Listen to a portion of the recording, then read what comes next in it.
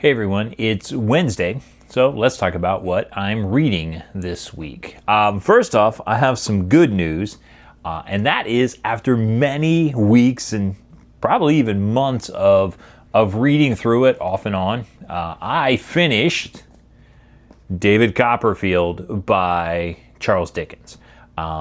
This was an enjoyable book, but like I've said before, it was one of those books that I would read it and I enjoyed it while I was reading it, but if I set it down, I kind of wasn't in a big hurry to pick it up again.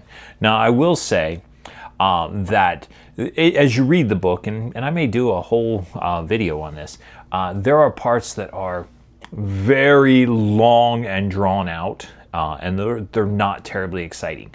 But interspersed in there are events that happen that are really exciting, and they draw you in, and you get really excited about what's going on in those particular moments. But then it goes back to just normal, everyday kind of domestic type life.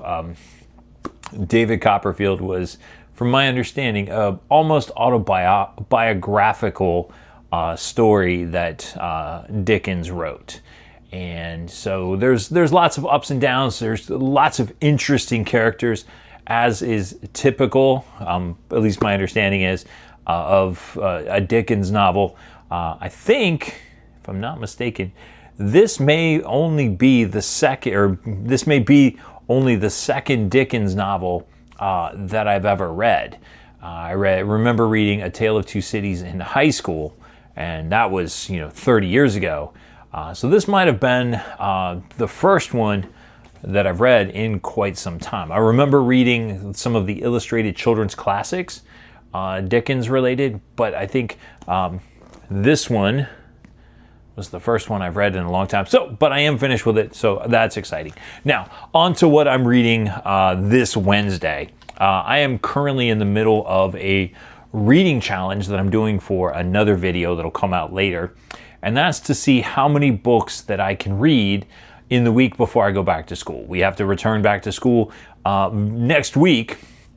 If you're watching this when it comes out on August 5th, if you're watching it then, we're going back to school August 10th. So I'm in the middle of a reading challenge to see how many books I can read and finish before I go back to school on August 10th. So what I'm reading this week, first up, is this book right here. This is called Breaking the Dark by Lisa Jewell.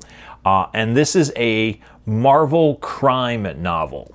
So it kind of combines a couple of my favorite things, Marvel comics and crime novels. I've never read a book by Lisa Jewell before, but if her writing style is anything like what she's doing here in this book, I may have to check out more of her stuff in the near future.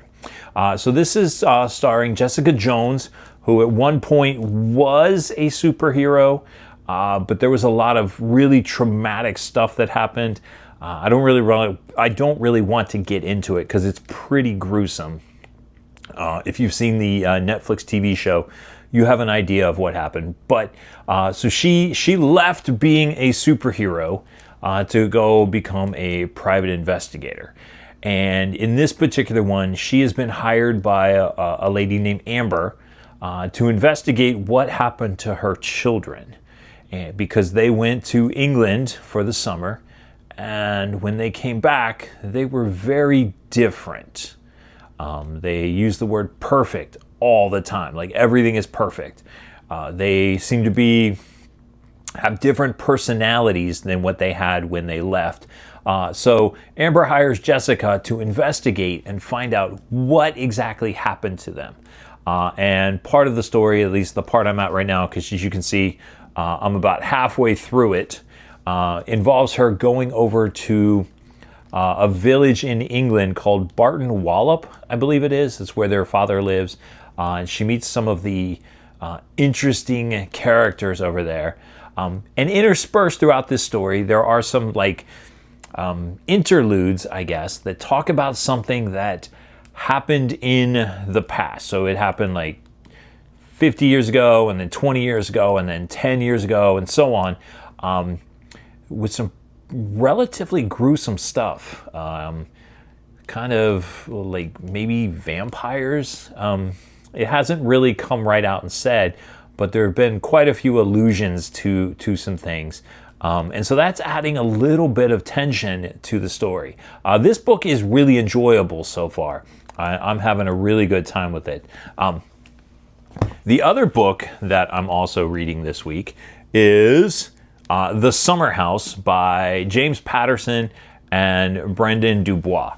Now, James Patterson writes, I mean, he's got a book that comes out every 5 minutes. If you go to the store, you're probably going to see like 17 different James Patterson books, because he does a lot of this stuff where he puts his name at the top and then writes with somebody else.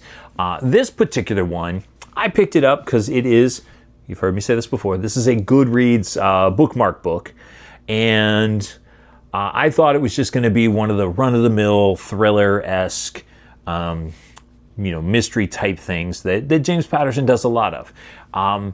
This one, there is a beach house that gets rented, and in the opening scene, 7 people are inside the house, including a little girl, and they are all dispatched. I'm trying to be nice for the YouTube stuff. There's a pretty nasty crime that takes place, and it appears to involve 4 Army Rangers. And so a special investigation group from the, they're called the CID, I can't exactly remember what that stands for. They're sent in to investigate. And it seems like at every turn, they're being stonewalled. The sheriff won't talk to them. The military base, the battalion they're a part of, conveniently, everybody is getting deployed just in time. And the attorney general, or prosecuting attorney, I guess it is, he already said he's going to seek the death penalty for them. This book is fantastic. Like, so if you like criminal stuff, if you like procedural criminal investigations, this has got it. I mean, there's corrupt cops, there's government cover-ups, there's all kinds of stuff in this book. I am having the best time reading this. Normally, James Patterson books are like the equivalent of literary cotton candy. There's not a lot of substance to them. This book right here is wonderful. I am having the absolute best time reading this. Now, like I said, I'm in the process of doing a reading challenge where I'm trying to read as many books as I can, and 2 other books that I have, hopefully I'm going to get to. I mean, you can see from the size of these guys that probably, if I finish the other 2, may or may not get to these. But the first one is Summer of Night by Dan Simmons. And this is, I've heard it related to Stephen King's It, which I'd like to read at some point. And then I also have this book here, The God of the Woods by Liz Moore. This happens to be a bookmark book for Goodreads, but my wife read it and she seemed to enjoy it. This is a mystery with like some family secrets and stuff. This is a coming of age story about young boys who have to fight some kind of demon that's a demonic force that's trying to take over their town. So vastly different stories, but both of them seem to be enjoyable. But that's what I'm reading this Wednesday. I'm just going to try to finish those 2 books up and then get to at least one of the other ones before this reading challenge ends. You can look for that video sometime in the coming week or so. But I want to know, as always, what are you reading this Wednesday? And have you read any of the books that I mentioned in this video? Leave all that down in the comments, because I'm always interested in finding new books to read or hearing your thoughts on the things that I'm reading. I'm going to put some videos somewhere on the screen here, so if you haven't checked out what I'm doing here on the channel lately, you can give those a shot. And as always, my name is Jonathan. This is Mr. Pearson Talks Books, and I'll see you next time.